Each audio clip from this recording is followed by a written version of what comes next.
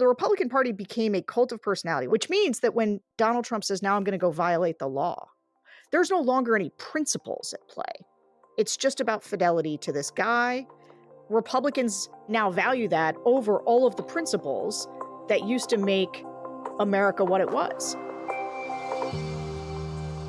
Any way you tell the story of the last decade of American politics, the central figure is Donald Trump. Trump has forced the Democratic Party to redefine itself in opposition to him, and he's divorced the Republican Party from much of what it used to stand for. That's left many conservative voters in America without a political home, which is a problem for democracy.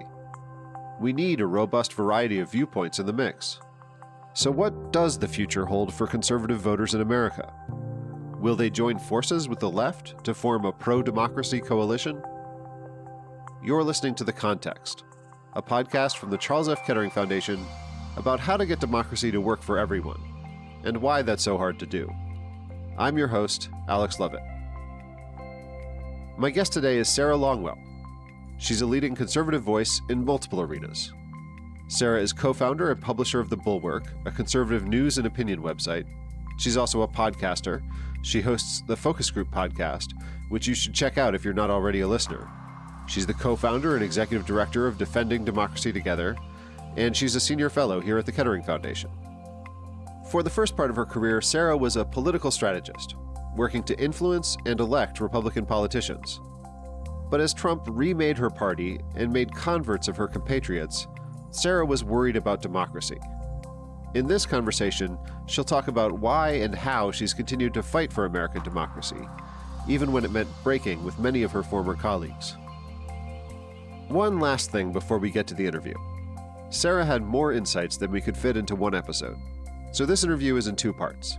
In this first part, you'll hear Sarah's story about what's happened to the Republican Party in recent years and her own journey from insider to critic. Make sure to come back next week for more of Sarah's insights into how to get Americans to recommit to democracy.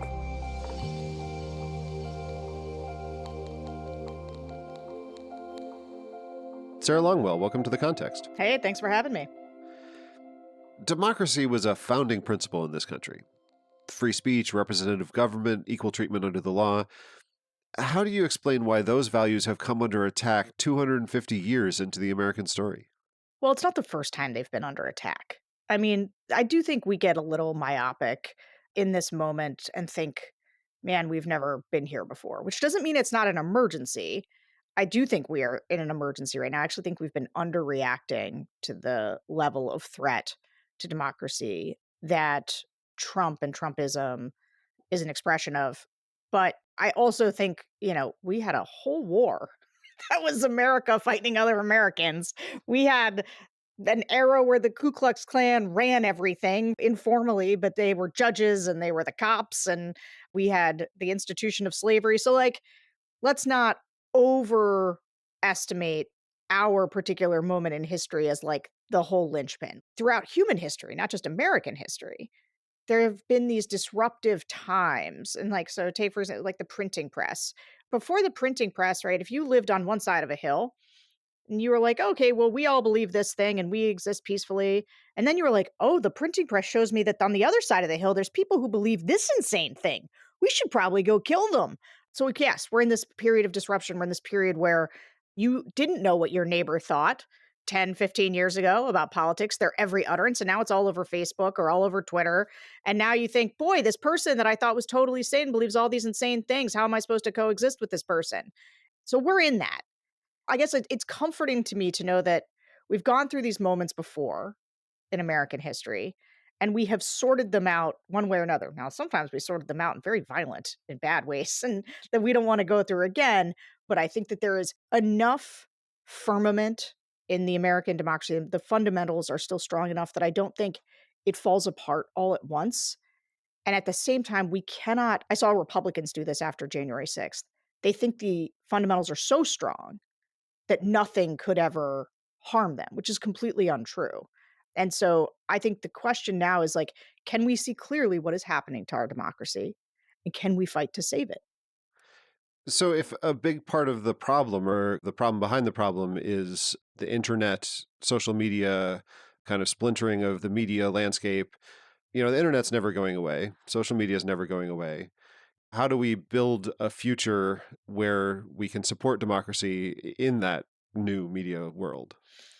This is a big and complicated question, so I'm just going to answer like a piece of it. Politicians used to give speeches or they would go on the road and talk, and the media was like the mechanism through which they got their message to the public. If you wanted to get something out, you sort of needed the media, and their opinions or how they filtered you mattered a great deal if you were a politician. That isn't the case anymore, right? What Donald Trump did, he both did it and then he accelerated it, is that humans were getting really used to looking at their phones and having a parasocial relationship with the people on them, having sort of normal conversations. And Donald Trump pioneered the idea. And like Barack Obama did a little bit of this too, but then Trump sort of took it to the next phase in a major way. He was in our faces all the time talking to us. Every day, the news cycle and the commentary cycle was dictated by what he said. But he developed a direct relationship with the American people. And then he started to demonize any of the other institutions that might seek to give them a different perspective. And I think that pro democracy forces, they are still stuck too much in the old model. They have not figured out how to go directly to people in mass ways, develop relationships with them. There are some people that are doing that, but everything now, and I do think our politics going forward, and just to talk about the difference, like if you think about the difference between Donald Trump and the way that he interacts online and then the way Joe Biden did, Joe Biden decided to have a very traditional relationship with the media. He was not somebody who interacted with people on social media himself. He was not somebody who was even out there a lot, right? They kind of said, no, no, people want to go back to before your president was talking to you all the time in your face all the time. The problem was in the intervening time, the public had gotten very used to their president talking to them directly all the time. They no longer needed the media to mediate that conversation. There was also a massive proliferation of people with microphones. And Donald Trump didn't just, somebody was asking me about right wing media the other day, and I was trying to explain to them how, because conservatives, right, and my background is in the conservative movement, and I just remember being very steeped in this, because conservatives felt shut out of traditional media as commentators or as just even news givers, they decided to develop their own media. And that started with Fox News and sort of the New York Post. And also with the National Review, there's like a whole conservative media ecosystem. And then when Trump came along, that conservative media ecosystem was insufficiently friendly to Donald Trump, which meant that there got built a MAGA media ecosystem, which was highly incentivized toward filling the market gap for people who wanted somebody to say nice things about Donald Trump, which the mainstream media was not doing, and even conservative media was not doing to a degree that people wanted, which means that there is now this massive media ecosystem, both of the old style sort of conservative media, then there's the MAGA media, and then there's just sort of like one of the things that's always been a truism is that politics is downstream of culture. Politics isn't downstream of culture anymore. Politics and culture are the same now. There's a reason that we had a game show host who hosted a television show and was in people's living rooms for 8 years, became the president of the United States. It's because the gap between what culture is and what politics is narrowing to the point, I think, of being roughly non existent. And so pro democracy forces are going to have to figure out that the rules have changed, that going forward, things have to be different, and they're going to have to figure out how to communicate their messages in different ways. Yeah, I want to ask why the attacks on democracy are coming from one side of the aisle more than the other. And I think you've started to answer that question just now. So just to be clear here, our current president, you can pick your list of things that he's doing that are anti-democratic. At the top of my list would be things like condoning political violence by pardoning January 6th protesters, Sure. attacking law firms because of who they represented, which is a pretty basic attack on the fundamental principle of everybody deserves representation. And so you've given an answer there about the media ecosystem. There's no inherent reason why the left wing or the right wing should be more or less supportive of democracy. Do you see other reasons why that attack on democracy is coming more from the right? Well, here's a thing that interests me. If you go back 10 years and you look at Donald Trump and you look at RFK and you look at Tulsi Gabbard, Joe Rogan, Elon Musk, every single one of them was a Democrat. And Donald Trump then hijacked the Republican Party.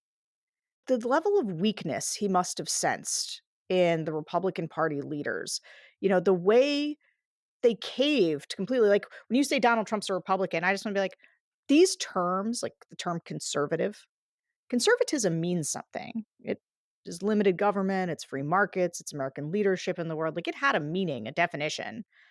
Donald Trump is none of those things. Doge is not limited government. Doge is just like wantonly destroying mechanisms of government that exist. It doesn't have like a theory of the case. So there's nothing about Donald Trump that is inherently conservative. He just hijacked a political party and used it as a vessel and then brought everyone along with him and caused a tremendous amount of political realignment in the process. And so there are a lot of people, I think, like me, and I conduct regular focus groups. I've been tracking this now for the last 8 years. There's a lot of people who were Republicans who voted for Mitt Romney, for John McCain. Like, they're basically Democrats now because Donald Trump has run them out of the Republican Party because it no longer stands for the values that I think a lot of people came from. But Donald Trump understood that there were a lot of people who weren't attached to the actual principles, and that if he pitched hard enough that people would come around to him. And as a result, like, all of the people who are anti-vaccinations, like, those used to be distributed among the two political parties, but now they're all in the Republican Party.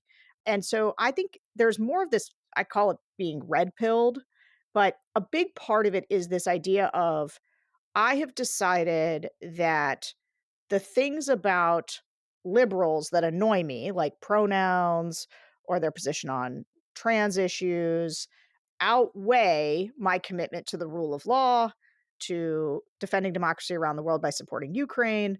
And so I think that Donald Trump recognized that you could fuse together a coalition of people who were socially moderate, because people do think of Trump as a social moderate. Like, nobody thinks he's pro-life. Nobody thinks he's anti-gay marriage. And so he brought kind of a more moderate social things, but also said he wasn't gonna do anything about Social Security or Medicare, but he was gonna do something about immigration. People viewed him as a businessman.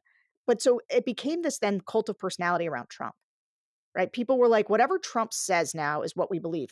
Back in 2020, that was the Republican platform. It was just, they didn't even write out any policies. They just said, whatever Trump says is what we believe. That's insane.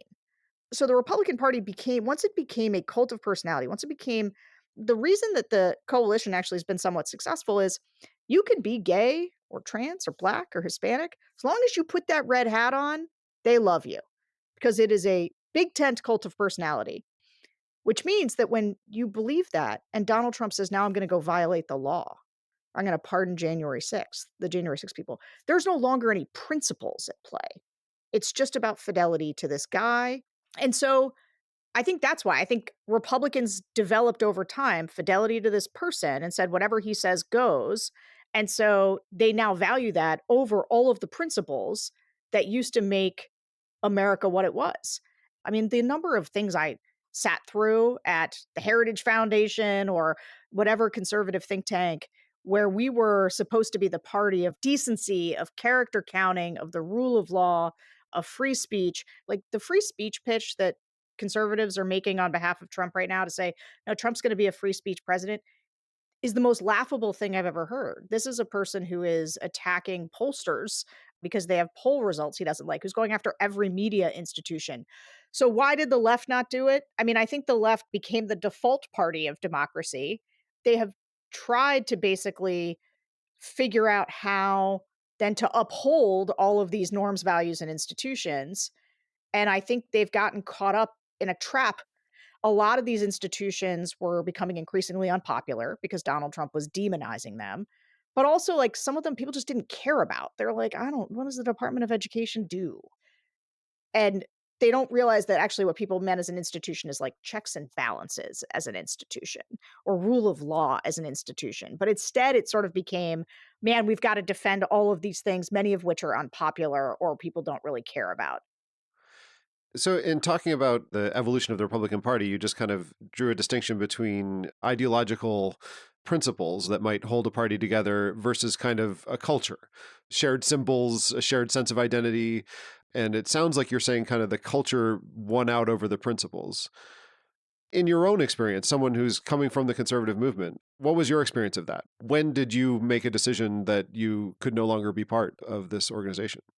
Well, it was a little bit more of an evolution. So I'm an odd one just in the sense that, I was a gay Republican. And so I had sort of gotten used to always being like gay people didn't like you because you're a Republican, Republicans didn't like you because you were gay. And I was sort of used to living in the sour spot. But in the beginning, when Trump was first elected, everybody I knew, all the conservatives that I was around, all believed the same thing I did, that Donald Trump was unfit to be the president of the United States, that he was going to destroy the Republican Party, which he, of course, has. But then slowly I watched all of the people I knew talk themselves into getting on board with it. And so I always knew I was out of Trump, but there was a period of time where I think we all thought we could fight for the Republican Party or the conservative movement by rejecting him. And so the realizing that I was out of it really came when I realized everyone else was just going to stay in for this.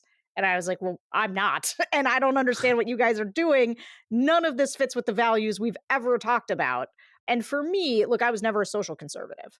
But a lot of the people, and this really blew my mind, I had spent as somebody who advocated for gay marriage and the repeal of Don't Ask, Don't Tell within the conservative movement for a long time, to see a bunch of people who had told me that because of their values, their Christian values, their moral values, that gay marriage was not okay.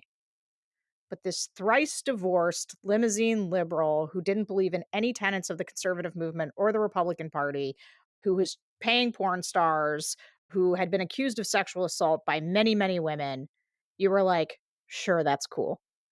The level of hypocrisy, it taught me something that I didn't know before, which is just how flexible people's commitments to principles could be. For a long time, I thought, well, you could say, like, but we don't believe this. We're not okay with this. But you told me the entire time I was growing up during Bill Clinton era that character was essential in a leader. It was definitive. It was one of the most important qualities. Like everyone in our movement believed this. I heard it over and over again. You said that objective truth mattered.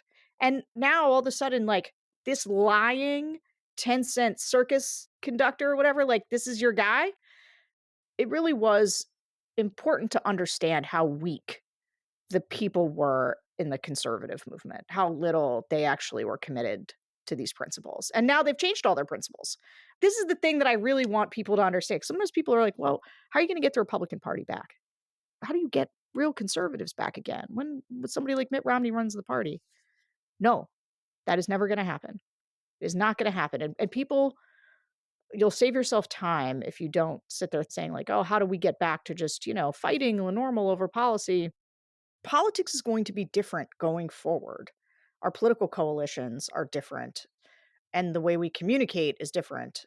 People have to really start to think about radically reimagining what we need to do. It's like I listen to voters all the time. One of the things voters both liked about Donald Trump and Democratic voters say all the time now is two things. One, they don't want a regular politician. They don't like regular politicians. They don't trust regular politicians. And what they mean is somebody who is giving a speech to them where they don't trust what they're saying. It doesn't feel authentic, doesn't feel like they really know this person, right? They don't want a regular politician. And Donald Trump wasn't a regular politician. It's one of the reasons lots of people voted for him. Lots of independents, lots of people who were Democrats is because they were like, I'm tired of regular politicians. I want somebody different. And that's what they saw in Donald Trump. And I think when I listen to Democrats talk, like they're much more interested in a Mark Cuban or like an AOC who they see as being authentic and not a regular politician. Like you can be a politician and still not be a regular politician, but like Gavin Newsom, that guy's a regular politician. And voters are kind of like, yeah, I'm sort of over regular politicians. So that's one way in which I think things could change a lot going forward about the traditional, like this person ran for Congress and then they were on a committee and then they ran for Senate and then they run for president or then they ran for governor, like that whole shift. Like there's a reason that I didn't even know who Stephen A. Smith was, but he's a sports caster guy. Like people are talking about him for president. Why? Because that's not out of the realm of possibility anymore. And people are interested in that now. Like that's the environment we're living in. And people sort of need to understand that. The second thing that I see, this is the one that keeps me up at night, that's really changed with voters is it used to be that politicians would say, I'm going to reach across the aisle and I'm going to compromise. I'm going to work with the other side to get solutions for you, the voter. And voters don't want elected officials that compromise anymore. Now, they want policy outcomes. They want things. They want better healthcare. They want lower taxes. They want the border to be secure. Like there's things that they want, but they don't want their legislators to compromise with what they see as like the evil other side to do it. And so what they want is somebody who fights. And here's the thing though, if you want a policy outcome, but you remove the mechanism by which that policy outcome is achieved, which is the compromise of our elected officials, then people reach for the authoritarian strongman. Like the patience of the American people for the system of government that we have. And I think this mirrors what's happening to our brains because of our phones and everything else, right? We have shorter attention spans and we have less patience for how long the sausage takes to get made. And so there's just a lot more openness now to somebody who says, I alone can fix it.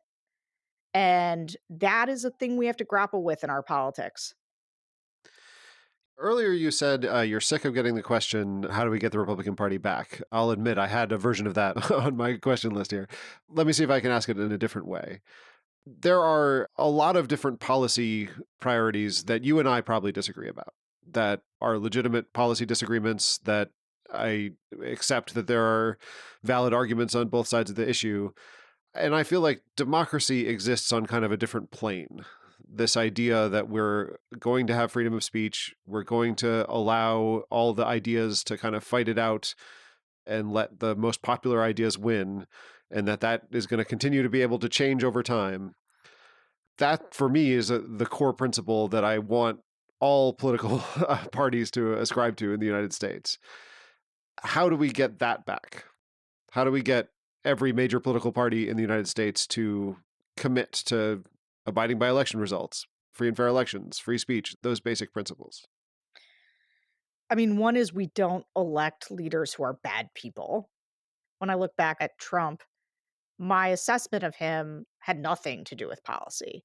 My assessment of him from the jump was like, well, this is a bad person, has no principles, no fixed principles, does have a couple of fixed ideas around the economy that are bad, like tariffs. But, when somebody's fundamentally a liar, fundamentally a cheat, elect a bad person, you're going to get bad outcomes. And so I would like to ask the American people to think about leadership. My hope is that there is a backlash, like a corrective effort of people who value decency getting into the political system. I think this happened in 2018 with a flood of new class of people. But like the Republican Party's changed a lot. I mean, Donald Trump's been around a long time and he has chased out everybody who was decent. Not everybody, but the vast majority. And he's replaced them with people like him. This is where in 22, you saw a lot of those candidates lose because the candidate quality was catastrophic. It was Carrie Lake and Herschel Walker. I mean, people who were just inveterate liars and people who had beaten their spouses, a lot of crazy people. And so, like, the Republican Party is going to take a long time to turn around. And the Democratic Party is going to have to figure out how to generate leaders. And the thing is, they've got a lot of them. They just, I don't know, they don't rush to find a microphone, many of them, and they don't advance a message aggressively. But yeah, it's going to take a lot of people deciding they want to get involved in the political process and do a better job. Right now, the Republican Party is absolutely populated by people who are part of Trump's cult. People have been replaced. Congress is just teeming with people who like imitate Donald Trump, both in form and substance. And so Democrats are going to have to do better than they've ever done before. And that's why it gets hard. Like you feel like you're demanding a lot of Democrats when you do this because you're like, yeah, you guys got to play perfect baseball and you've got to save America. And it's definitely a big task, but also, that's what's required right now. And how do you see the future of the Republican Party? It's bad. Well, so I mean, Donald Trump's 78 years old. He's disputing the Constitution that says he can't serve another term. But one way or the other, there's going to be a post-Trump Republican Party. Is it just a continuation of the same? Well, when you say continuation of the same, I'm not sure exactly what that means, right? So there's a lot of different ways that it could go. You could either end up with Trump lineage, which I don't think this is very likely, but there is some people who believe that Don Jr. runs and the Trump name continues to be a major force in politics. Now, I do think the Trump name continues to be a major force in politics for some time. And until Trump shuffles off this mortal coil, he probably owns a pretty big chunk of the Republican Party. He can basically, and this is why Republicans are in such deep trouble long term, is that Trump, for as long as he's around, can basically dictate who wins any given primary by saying, I support so and so, unless he ends this term deeply, deeply unpopular. The most important thing is that Donald Trump is deeply unpopular by 2027. Then, like, the other option is like a JD Vance, one of these slightly more intellectual populists. But I actually think it's much more likely that where the Republican Party goes is toward the Tucker Carlson, Candace Owens kind of influencer types. I don't know that I see a political person that seems like a strong heir apparent. And I'll say Donald Trump, this is another thing I think of as in some ways good news. I was at this New York Times event with Kevin McCarthy, and Kevin McCarthy was bragging about what a turnout machine Donald Trump is. And he's right about that. A whole bunch of the people who now vote in elections, Donald Trump brought a lot of people into politics who weren't there before. They come out and they vote just for Donald Trump. And one of the easiest ways to see the way that this works is to look at a place like Wisconsin, where Donald Trump won, and so did Tammy Baldwin. A whole bunch of people came out and voted just for Trump at the top of the ticket and nobody else. And so there are a lot of people who are not Republicans. They would never call themselves Republicans. They're just there for Trump. And the Republican Party, the reason that they don't fight back on the Trump third term thing is they don't actually know what to do post Donald Trump. They don't stand for anything now. They don't have a coherent set of policy beliefs. There is sort of an America First agenda that kind of has a broad thing, and that's a JD Vance kind of has that. But what people want, or what a lot of Trump voters want who come just for Trump, is the burn it all down mentality, right? Isn't the like this policy or that policy. They want to see him make liberals cry. They want to be entertained by politics. They want him to light things on fire for fun. And I'm not sure that there's anybody post Trump who can quite do what Donald Trump has done, especially because, and I can't emphasize this enough, when people can't quite understand the particular magic of Trump, and I couldn't either because I find him repellent and have forever, like as a cultural figure, I was never interested in him. But the fact that he was in people's living rooms on that show, The Apprentice, I'll never forget going to my early focus groups and starting to ask why people liked him. They're like, oh, well, I watched The Apprentice. And then I started asking focus groups, how many of you watched The Apprentice, the show I had never seen in my entire life? They'd all watched it. He was in their living rooms for almost a decade as a carefully curated businessman firing Gilbert Gottfried. And so, like, they were just like, I want this guy. Like, that level of cultural cachet, his name being on hotels and everything forever, him being friends with all these celebrities, him having his own celebrity, you could kind of never hang the racism stuff on him. Like, I listen to black voters all the time, kind of they think many people in the Republican Party are racist, but they don't think Trump's racist. Trump has lots of black friends and black people on the show, and, like, he doesn't seem racist. He's a celebrity. This is a kind of magic that not a lot of people have. And so I do think the Republican Party is going to struggle, have a massive identity crisis post-Trump. Well, maybe both parties need to start recruiting reality show hosts. A lot of this conversation has been about democracy and how, as an abstract idea, it's hard to rally people behind it. You're maybe an unusual person in that you did rally behind democracy, which meant giving up some policy priorities. It meant giving up cultural identity in some way. Why is it so important to you that you were willing to abandon a lot of your political identity in order to, support democracy?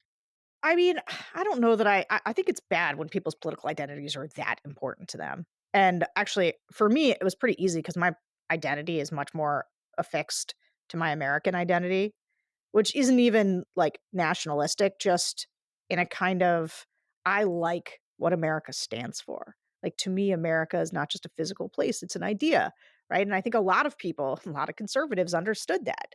Ronald Reagan, who was somewhat formative for me, would talk about this all the time that you can go to France, but you'll never be a Frenchman. You can move to Japan, but you'll never be Japanese. But anybody with freedom beating in their hearts can come to America and become an American. And I was like, yes, that's the way. And I love that about this country.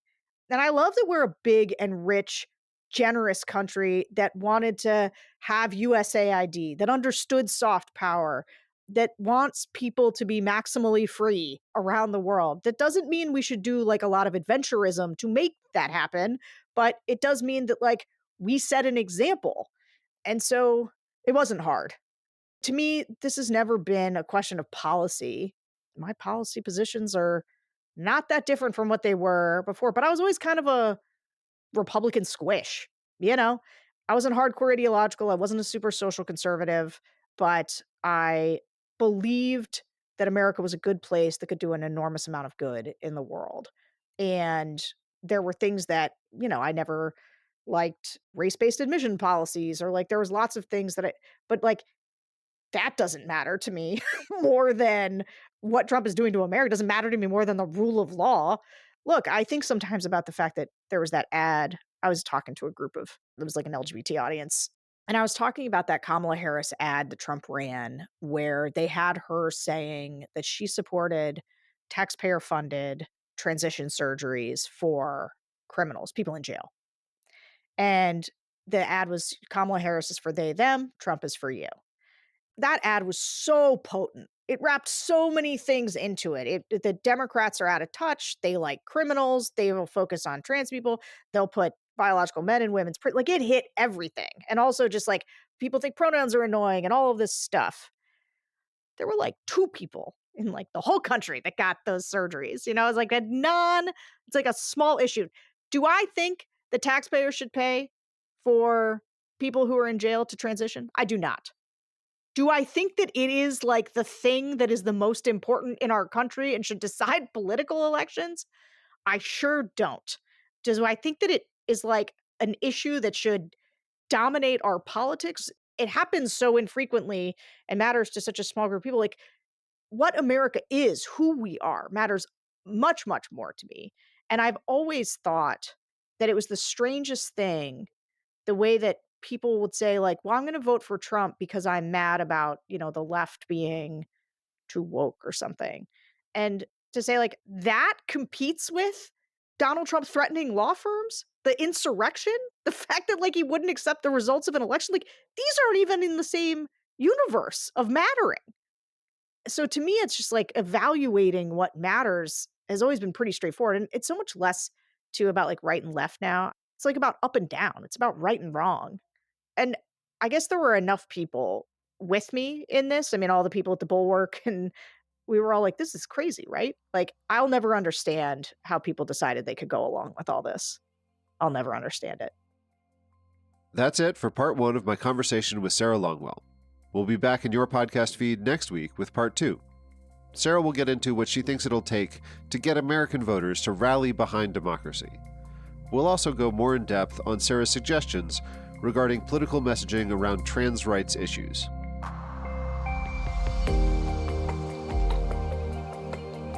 The Context is a production of the Charles F. Kettering Foundation. Our producers are George Drake Jr. and Emily Vaughn. Melinda Gilmore is our Director of Communications. The rest of our team includes Jamal Bell, Teo Clyburn, Jasmine Olari, and Darla Minnick. We'll be back in 2 weeks with another conversation about democracy. In the meantime, visit our website, kettering.org, to learn more about the Foundation or to sign up for our newsletter. If you have comments for the show, you can reach us at thecontext@kettering.org. If you like the show, leave us a rating or a review wherever you get your podcasts, or just tell a friend about us. I'm Alex Lovit. I'm a Senior Program Officer and Historian here at Kettering. Thanks for listening.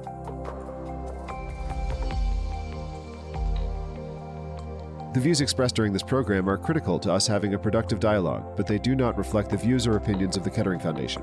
The Foundation's broadcast and related promotional activities should not be construed as an endorsement of its content. The Foundation hereby disclaims liability to any party for direct, indirect, implied, punitive, special, incidental, or other consequential damages that may arise in connection with this broadcast, which is provided as is and without warranties.